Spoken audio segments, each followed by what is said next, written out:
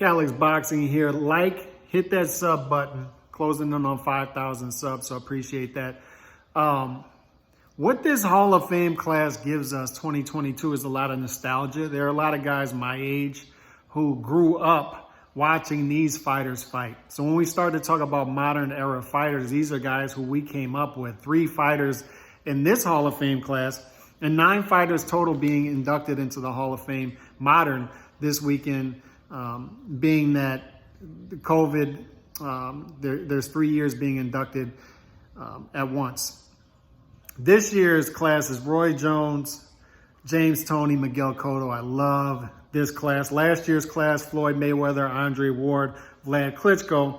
2020, Shane Mosley, Juan Manuel Marquez, Bernard Hopkins. So 9 fighters, all who we grew up watching, being inducted into the Hall of Fame this year. When it comes to Roy obviously holds a special place in my heart, being from the Gulf South, being able to go and watch this guy fight.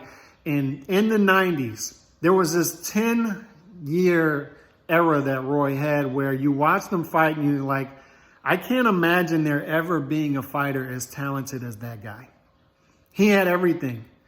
He had everything in one fighter. The speed, the hand speed, the foot speed, the lateral movement, can fight on the front foot, can fight on the back foot. So fluid, no separation from offense to defense. He can knock you out with one shot. He can outbox you over 12 rounds. He can knock you out with combination punches. He can stand right in front of you with his hands down. He was flawless, absolutely flawless. One of the greatest athletes we've seen in this era, but also in his prime, nobody could touch him that I've seen. Nobody. And a 29-year career, so that's the tough part about when it comes to Roy. When you look at this class, I think this class has 25 losses and 3 draws combined, these 3 fighters. Roy, James Toney, Miguel Cotto. The reason I love that is because throughout their career, at some points in their career, there were vulnerable fighters. I've always appreciated vulnerable fighters. So in that 10-year stretch in the 90s, early 2000s, you say like 12, 13 years, Roy was untouchable. But then he gave you that second part of his career where you saw the flaws start to come due to his reflexes slowing down and him sticking around way too long. You shouldn't be fighting 3 decades. You shouldn't be fighting 30 years. Him and James Toney both fought for 30 years in their career. Just their careers went on way too long. And that's when you start to get into interesting conversations with Roy as to, yes, in his prime, nobody could touch him. If he would have retired after the, hindsight being 2020, if he would have retired after the John Ruiz fight, he likely goes down as one of the greatest of all time. What do you have him at that point? Top 10, top 15, top 20 in that conversation? But when you look at his career in totality, you can't ignore the second half of his career because he fought 15 years after that. 15, 16 plus years after that. He had stretches where he had 3 straight losses, twice.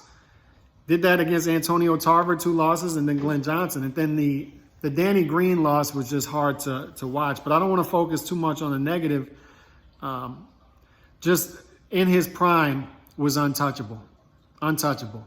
Miguel Cotto, the interesting thing about Miguel Cotto is a lot of great wins on his career too, but he also showed that he's a vulnerable fighter throughout his career.